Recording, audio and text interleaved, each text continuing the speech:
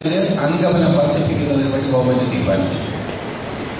ഓരോ വർഷവും 5% വെച്ച് കൂടുതൽ പോലീസ് അംഗങ്ങളെ നമ്മുടെ സേനാംഗങ്ങളായി കൊണ്ടുവന്ന് ഇപ്പോൾ നമ്മൾ ഓൾ ഇന്ത്യ ആവറേജിലേക്ക് എത്തേണ്ട 10,000 വേക്കൻസി നമ്മൾ ഫില്ലപ്പ് ചെയ്യുന്നതിന് വേണ്ടിയുള്ള തീരുമാനത്തിലാണ്. അത് വരുമ്പോൾ ഈ 10,000 വേക്കൻസി ഒറ്റയടിക്ക് ഒരു ദിവസം കൊണ്ട് നമുക്ക് ചെയ്യാൻ കഴിയില്ല. ഓൾ ഇന്ത്യ ആവറേജ് 1:750 ആണ്. 800 ആണെങ്കിൽ, അത് 1:500 ആണെങ്കിൽ, കേരളത്തിൽ ഇത് 1:800 ആണ്. അത് താഴ്ത്തി നമുക്ക് കൊണ്ടുവരാൻ കഴിയണം. അതിനുവേണ്ടി സേനാംഗങ്ങളുടെ എണ്ണം വർദ്ധിപ്പിക്കുക എന്നുള്ളത് വളരെ അത്യാവശ്യമാണ്.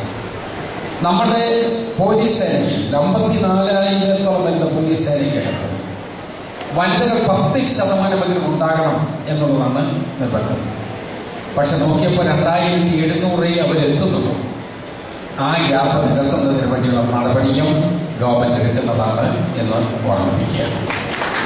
അതോടൊപ്പം നിങ്ങൾക്കുള്ള കാലികമായ ചില പ്രശ്നങ്ങളുണ്ട്. ഇപ്പം ഗവൺമെൻറ് എടുത്തിരിക്കുന്ന നടപടി കൊണ്ട് ക്ഷേമജീവന ഡ്യൂട്ടിക്ക് പോയ ആളുകൾക്ക് അവരുടെ പ്രശ്നത്തെക്കുറിച്ച് ഇവിടെ സൂചിപ്പിച്ചു. 500 രൂപ സ്പെഷ്യൽ അലവൻസ് കൊടുത്തതിനെ കുറിച്ച് പറഞ്ഞു.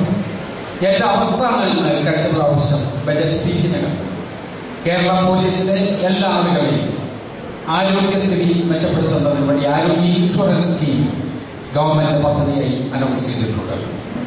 അതിൻ്റെ ബാക്കി ഡീറ്റെയിൽസിലേക്ക് നമുക്ക് പോകണം.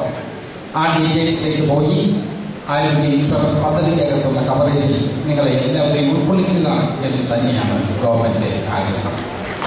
അതോടൊപ്പം കേരളത്തിലെ പോലീസിന് ഗുണപരമായ മെച്ചമുണ്ടാകത്തക്കവിധത്തിലുള്ള നടപടിയിലേക്ക് നമുക്ക് പോകേണ്ടതുണ്ട്.